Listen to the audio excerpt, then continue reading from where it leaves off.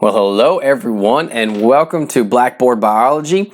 This is our series on DNA, its structure, how it was discovered, how they discovered the structure, all kinds of things like that. And so if you're my Scott High students, this follows along with Chapter 13 in our books, Chapter 13 in our workbooks.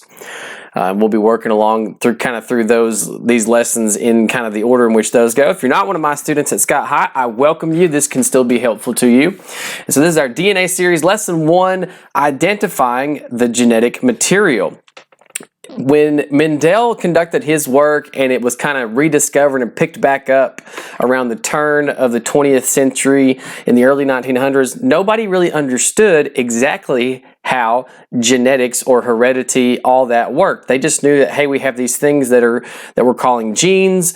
We want to know what they're made of. It's probably the chromosomes, but when they analyzed chromosomes chemically, they found that there's lots of protein and lots of DNA. And so this debate was kind of raging in the early 1900s. Is it DNA or proteins that are the genetic material that make up these genes that actually control traits and processes in the body and heredity?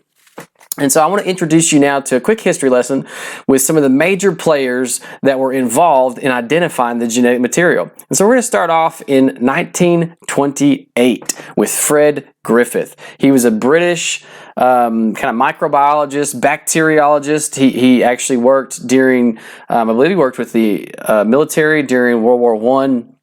And his particular area of expertise were these guys right here. Now these are my interpretation, my drawing of Streptococcus bacteria. Notice they're kind of very much spherical shaped, and they form these chains of bacteria that kind of link up together. Now Streptococcus can be totally harmless, or it can actually cause some pretty nasty diseases. It can cause some mild things like strep throat, as you may have heard it called before, but it can even cause things like pneumonia, or it can cause sepsis, and it can be even life-threatening. So Streptococcus bacteria, there's kind of a wide range. What he studied in particular, he studied a particular kind of variety of it known as Streptococcus. I'm going to abbreviate the S, Streptococcus pneumoniae. All right, and so he studied these Streptococcus pneumoniae bacteria, and when he was studying them, there were actually two different strains in his experiment that became very famous. And with these strains of bacteria, I have color-coded them, green and blue. There was what we call the S strain, smooth strain. They had this protein capsid, this capsule around them that allowed them to kind of survive very well, perhaps. I'm not exactly sure what was going on there, but they had this capsid that kind of provided protection, and so they were actually able to cause disease. They caused pneumonia. All right, and so we're going to say disease causing. And on the other hand, you had the same bacteria, but a different strain known as the R strain, the rough strain. They lacked this smooth capsule that provided this protection and stuff. And so they actually didn't survive as well. The bodies were able to fight them off. And so they were harmless. Now what he did, he actually used a particular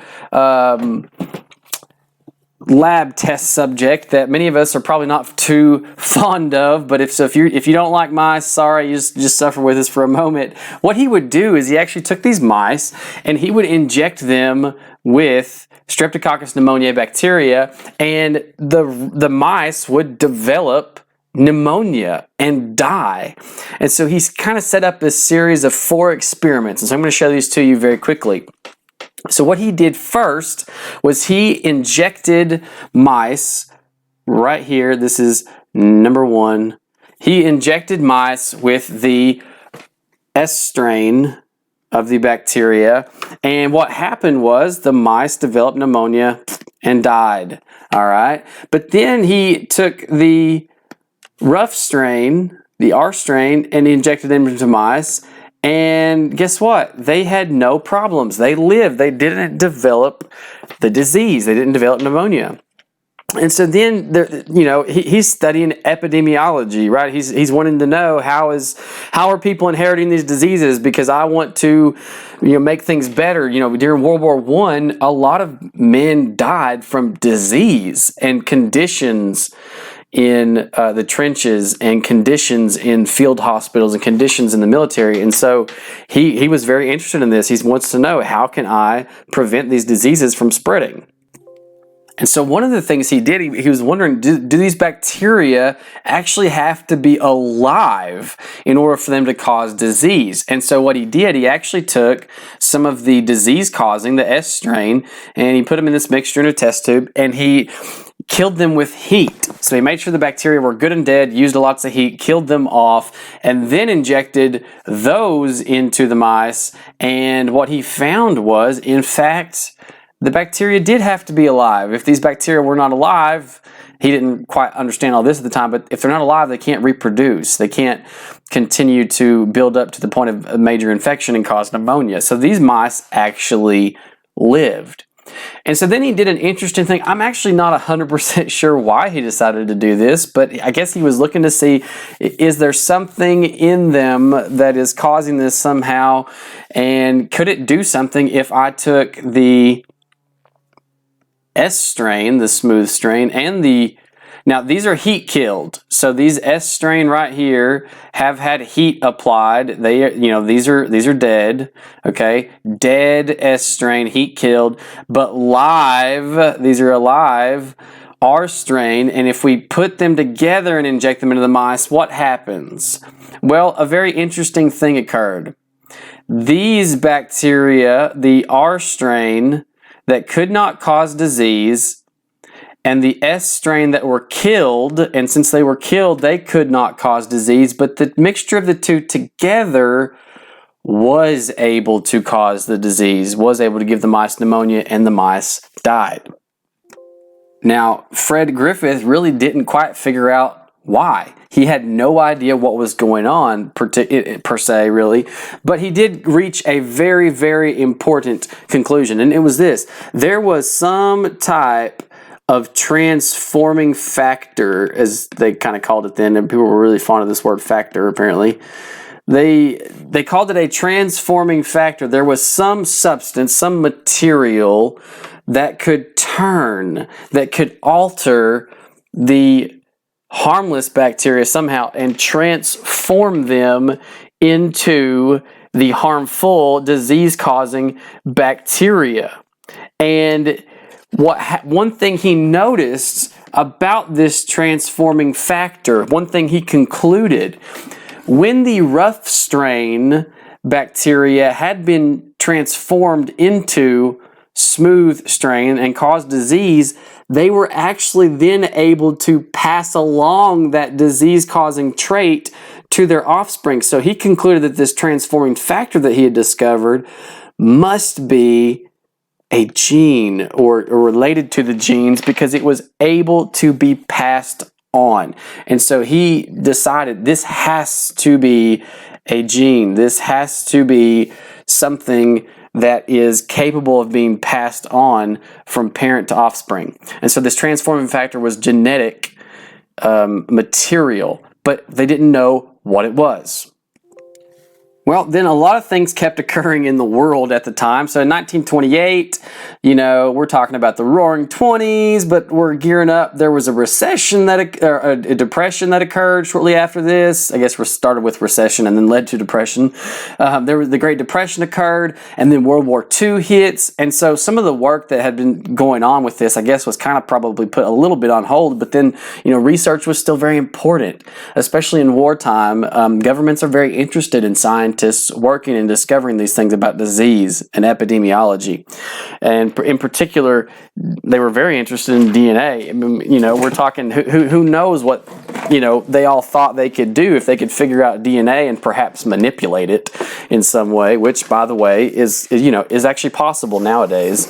And so they were very interested in discovering these things. And so there was a guy by the name of Oswald Avery. He was working at the Rockefeller Institute in New York, and he had a team. So Avery et al. He had a team, and they were working they weren't totally convinced by Griffith's work. Avery kind of questioned it a bit. And so what they decided to do was they extracted a mixture of molecules from these heat-killed S-strain bacteria, and they treated them with enzymes. Now, why would they treat them with enzymes? Well, enzymes, again, are special proteins. They can break down molecules. They can build up molecules depending on what type of enzyme it is, but these particular enzymes would break apart the molecules. And so they knew exactly which enzymes would break apart exactly which molecules. And so they extracted this mixture of molecules from the heat-killed bacteria, and they applied the enzymes one at a time. Again, that's just good scientific procedure. You want to limit all your variables and make sure everything is constant except for one. And what they did first, they would apply enzymes that would, say, destroy and break down all the lipids in the mixture. They would then inject what was left into a petri dish with some rough strain bacteria, the non-disease causing bacteria, and see if transformation occurred. So what they were able to do was actually they extracted it, did all these things. They did it all in the lab. They did not have to do it in the mice. So Griffith's experiments were in vivo, in the living thing, but Avery and his team worked in vitro, in the lab, not in the living thing. And so they took what was left, all right, in this case, proteins, carbs, RNA, and DNA, and what they found was that transformation still occurred. All right, so we still got transformation. It happened. All right, and so then what they did, they just took turns. They said, okay, well, lipids didn't do it. Let's try enzymes that break apart proteins. All right, and what is left, we'll do that with our experiment. Well, transformation still occurred.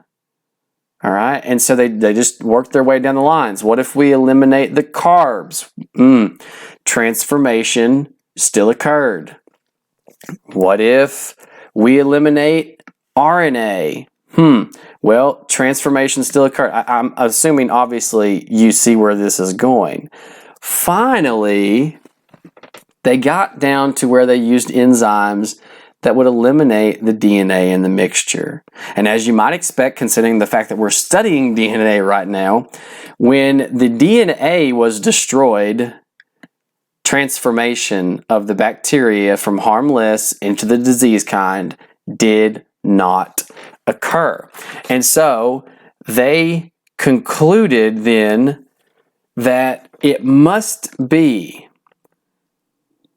DNA that is the transforming material. It must be DNA that contains the genetic information. So they concluded that DNA is what stores and transmits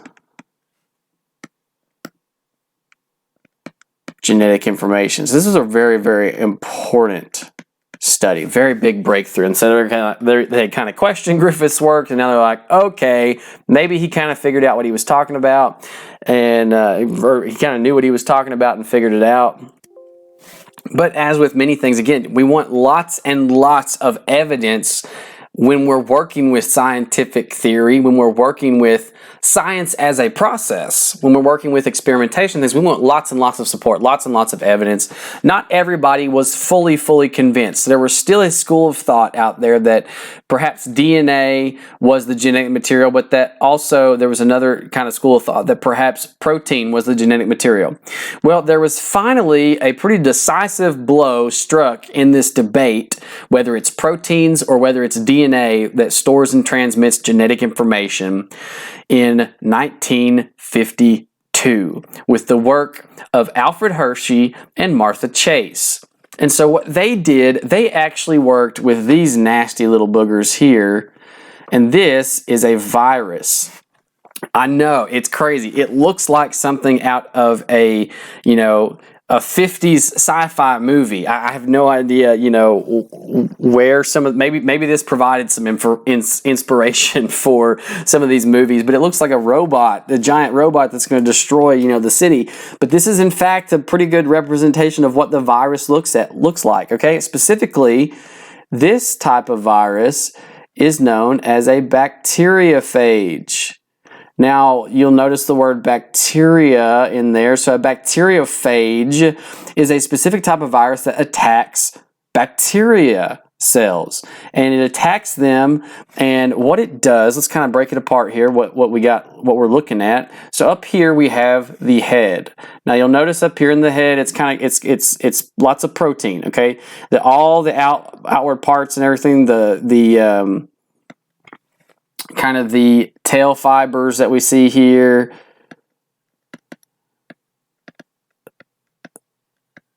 All right, and the sheath that we see here. All right, that's all protein. All this stuff, lots and lots of protein. All right, but up here in the head, you'll notice I've kind of got this kind of drawn where there's almost like a little peek inside, a little opening, and this red stuff right here is what you might have guessed it is DNA. And so this virus actually has DNA, and what it does, all right, let me give you another picture here to kind of explain how a bacteriophage works, how it carries out its evil little plan.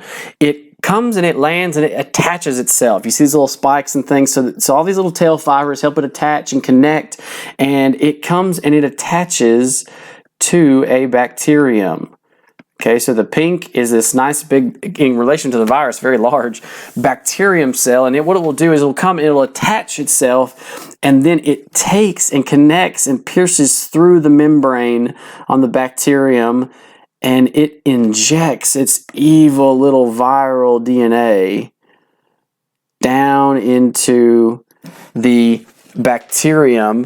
And what that DNA does, it becomes incorporated into the bacterial DNA, and it basically hijacks the bacterium's instructions and machinery inside of itself to produce evil little virus parts until the bacterium is so overrun with new viruses that it has been tricked into building that it eventually just dies and bursts open and releases all these new viruses. And so it's pretty potent stuff. It's pretty, you know, these are no joke, these viruses. And so they studied these bacteriophages, and they had a pretty genius idea on how they were going to conduct this experiment. And so what they did, they decided, hey, let's take the bacteriophages and let's play with some radiation, because are you really that good of a scientist in the 50s if you didn't play with some radiation at some point? Okay, they weren't really playing, but you get the idea. So what they did, they in fact took radioactive elements and they grew these in cultures that contain these radioactive elements. And so one of the ones that they used was sulfur-35. It's radioactive. It's an unstable isotope of sulfur, so it gives off radiation as it radioactively decays. And so what they decided to do, they said, okay, well, we'll take some of these viruses and we will radioactively label them with sulfur-35. Now, why sulfur-35? Well, proteins have sulfur in them. All right, and DNA does not at all. And so what happened was it got all these radioactive markers all over, all these spots where they're on, you know, all around the fibers and the sheath and the outside of the head and everything. It got all these little radioactive markers where it picked up sulfur-35, and they could trace that radiation. So one group of the viruses, one group of the bacteriophages, they labeled with sulfur-35, and that labeled effectively the proteins. So now they could track it. And in the other group, they labeled with phosphorus. 32. Now again, this was ingenious design here. This is great because proteins almost never contain phosphorus. There's so little phosphorus in any kind of proteins, and DNA has phosphorus. And so instead of radioactively labeling all these protein parts, the only part that got labeled was up here in the head, the actual DNA. And so it got radioactively labeled with phosphorus 32. So now we have a way of tracking the different parts of these two sets of viruses. And so one group is tracking to see if it's the proteins that attack the bacterium or if it's the DNA. And so what they did, they labeled these and they tracked them and they measured, and as it turned out, as of course you would expect, it turned out that the DNA was in fact what got injected into the bacteria when these viruses attacked the bacteria. The sulfur, which was labeled, which labeled the proteins, did not actually enter the bacteria. It was found still outside of the bacteria, still attached to all these, protein parts and everything. The radioactively labeled DNA, however, was found inside the bacteria that the viruses attacked. And so this really just kind of was the final nail in the coffin, and everybody was convinced that this supported and confirmed Avery's conclusions, Griffith's conclusions, and so finally everybody was like, okay, it is DNA that is the genetic material, the material of heredity. So here is what they concluded then. They said, okay, if DNA is in fact this material, DNA must be capable of some things, because we already know that genes do certain things. Number one, it has to be able to store information. And I don't know if you've really thought about it this way, but DNA is an information system.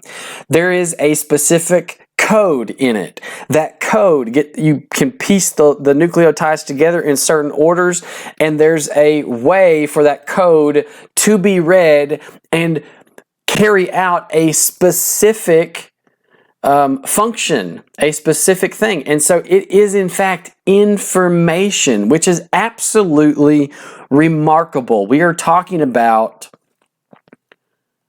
molecules containing information. That's absolutely remarkable. But not only must it be able to store and transmit this information, it is also a self-copying molecule. There must be a way for the information to be copied, because it is contained in all the cells of the body.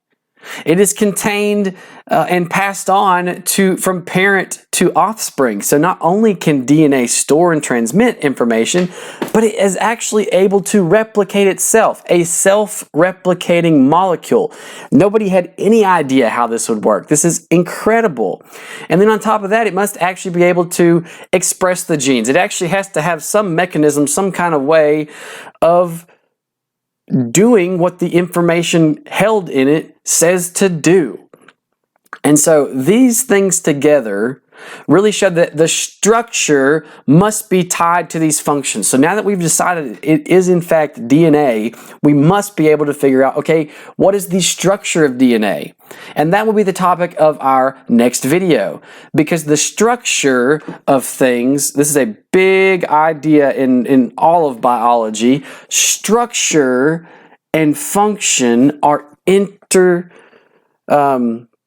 connected. They are inextricably connected. Structure and function are always related. The structure of something is tied to what it needs to do or what it can do. The function, right, is informed by how it's built, what the structure is. So they're inextricably tied, and that was true of DNA. And so now that they had concluded that DNA is the molecule and they knew it had to be able to do these things, now the race was on to discover a specific structure that actually allowed it to be able to carry out these things. And again, that will be the topic in lesson 2 of our DNA series. As always, I want to encourage you to leave comments below, like this video, subscribe to my channel. Let me know what other videos you would like to see that would help you with your biology courses. Thanks for watching.